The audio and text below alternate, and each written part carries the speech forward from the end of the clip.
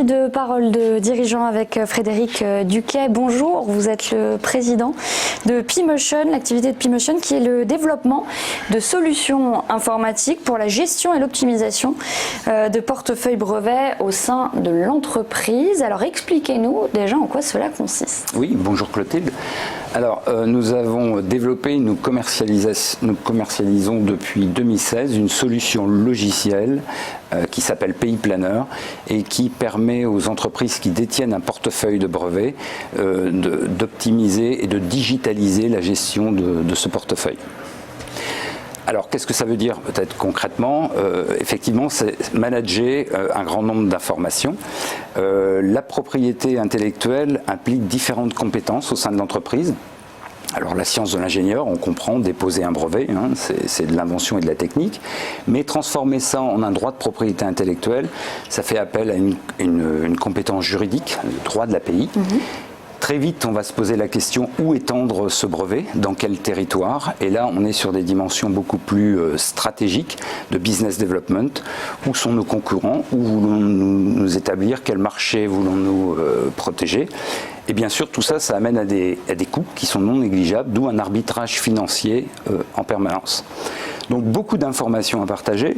L'autre aspect, c'est que c'est un domaine dynamique. Le processus de propriété intellectuelle à plusieurs étapes, entre la demande d'un brevet et puis sa délivrance, il y aura plusieurs étapes où il faudra faire des choix, aiguiller, faire des arbitrages. Et puis l'environnement autour de l'entreprise varie énormément. On a aujourd'hui 13 millions de titres de brevets actifs dans le monde et l'ordre de grandeur, c'est 500 nouvelles demandes de brevets par jour dans le monde. Donc il est absolument capital que cette information soit structurée pour que les décideurs de l'entreprise puissent, selon le terme consacré, aligner la stratégie de pays à la stratégie de l'entreprise. Alors qui est concerné par vos offres ? Alors potentiellement, toutes les entreprises ou organismes qui détiennent des portefeuilles de brevets ou qui ont à valoriser des portefeuilles de brevets. Nous avons parmi nos clients des start-up et TPE qui ont compris que ces premiers brevets allaient constituer les fondations du développement de leur entreprise.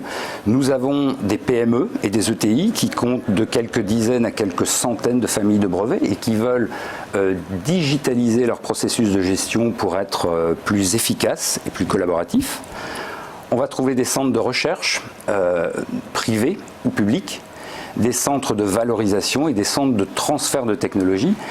Ces derniers ayant des problématiques particulières de systèmes organisationnels complexes avec des unités mixtes de recherche, des codéposants, des mandataires et pour lesquels on va dire les ERP génériques, les solutions existantes n'offrent pas de solutions suffisamment dédiées métiers. Comment est-ce que vous vous distinguez de vos concurrents sur ce marché? Alors, il y a des solutions qui existent historiquement et qui ont été créées à la demande de grands groupes, des solutions plutôt anglo-saxonnes d'ailleurs, mais ces solutions sont coûteuses, relativement difficiles à mettre en place pour des petites structures, donc ne sont pas du tout adaptées aux petites et moyennes structures que peuvent être les start-up, les PME, voire même certaines ETI. Donc ce qui nous distingue de cette offre existante, c'est d'avoir pensé nativement, dès la création du logiciel, aux besoins de ces petites et moyennes structures. Alors ça passe par des choix technologiques, le mode SaaS, donc on va utiliser le cloud, pas besoin d'avoir un déploiement interne avec un service DSI au sein d'une petite structure qui n'est pas équipée. Une ergonomie, on attache beaucoup d'importance à rendre la navigation dans cette information complexe la plus naturelle et ergonomique possible pour que l'entreprise et les gens de l'entreprise puissent s'approprier cette information de la manière plus simple possible. Alors bien sûr, l'objectif, c'est le coût pour rendre ce produit accessible aux petites entreprises. Donc, et aujourd'hui, c'est le cas, puisque là, on a le coût de la solution PI Planner est de l'ordre d'1% ou moins du coût de maintien de ce portefeuille brevet. Donc, vous voyez, c'est un coût qui reste à la marge par rapport aux améliorations qu'elle va apporter. Bon, et puis peut-être, mais il faut le préciser, P-Motion et PI Planner ont été développés 100% en France. Les données sont hébergées sur des serveurs français et la propriété intellectuelle étant une donnée sensible pour nos clients, c'est aussi pour eux un élément de réassurance. Une petite parenthèse, quel constat vous faites sur la propriété intellectuelle aujourd'hui pour les entreprises et quels sont les enjeux? Alors les enjeux, ils sont capitaux. Tout d'abord et très pragmatiquement parce que avoir une stratégie de propriété intellectuelle, c'est défendre ses efforts d'innovation et de développement de nouveaux produits de manière pérenne, donc protéger son marché. Donc ça c'est un aspect défensif mais qui est extrêmement important. Mais ça va au-delà de ça. Avant les années 80, la valorisation d'une société passait à 81% par des actifs matériels. C'était des murs, des usines, des moyens de production. Aujourd'hui, les ratios sont inversés. Aujourd'hui, on parle plutôt de 80% de la valeur de société représentée par ces actifs immatériels. Alors, actifs immatériels, ce sont bien sûr le capital humain, le relationnel client, mais aussi, et ça en fait partie, et c'est de plus en plus importante, la propriété intellectuelle que détient cette entreprise. Donc, vous voyez que l'enjeu, il est capital pour aller chercher des investisseurs, trouver des partenaires et pérenniser ces parts de marché. Alors concernant vos objectifs de développement pour PayMotion, quels sont-ils? Est-ce que vous, à court terme, à moyen terme et déjà à long terme? Oui, alors on a 3 axes de développement qui sont très bien identifiés. Un axe de développement qui est un axe produit sur lequel on travaille en permanence, c'est-à-dire amener des nouvelles fonctionnalités à l'application.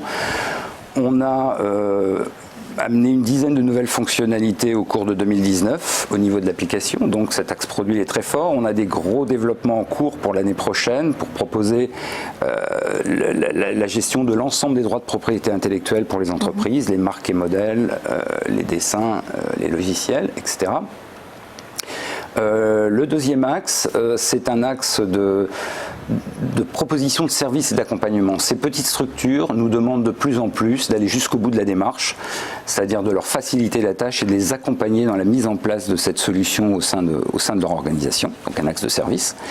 Et puis le troisième axe, la propriété intellectuelle est harmonisée globalement au niveau mondial, à part quelques exceptions et particularités locales, donc c'est un modèle qui est totalement exportable.